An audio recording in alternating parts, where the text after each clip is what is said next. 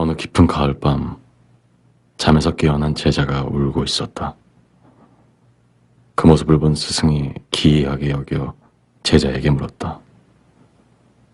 무서운 꿈을 꾸었느냐? 아닙니다.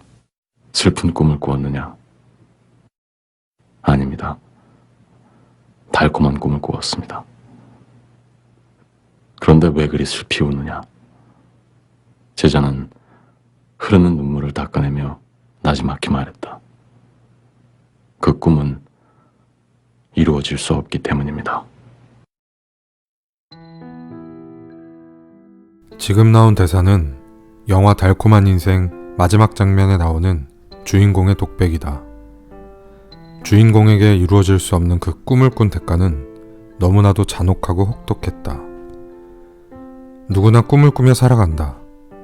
하지만 그것이 이루어질 수 없고 잔혹하기만 한 것일까? 1962년 가을, 에드 로버츠라는 전신마비 장애인이 1960년대 미국 사회운동의 진원지였던 버클리 대학에 입학했다. 약 360kg에 달하는 철제로 된 인공호흡 보조장치에 의지해서 살아야 하는 그의 입학은 당시까지만 하더라도 이루어질 수 없는 꿈이었다. 당시 버클리 대학의 유일한 장애 학생이었던 로버츠는 장애인을 고려하지 않는 건축 환경 때문에 학교 생활에 어려움을 겪게 된다. 강의실은 출입이 불가능했고 식당과 도서관은 계단이 있었다.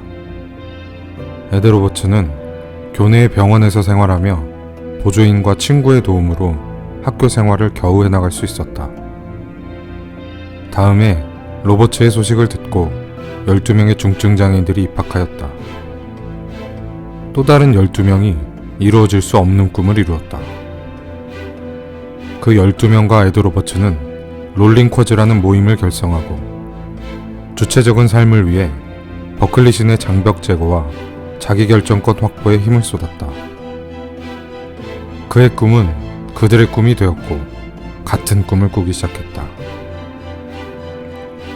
자신의 삶을 스스로 책임지고 싶었던 그들은 1972년 마침내 장애인을 위해 장애인을 위한 장애인의 자립생활센터를 설립하였다. 같은 꿈을 꾸는 그들로 인해 도로에 연석이 제거되고 경사로가 설치되고 장애인 전용 주차공간, 장애인 전용 난간이 설치되었다.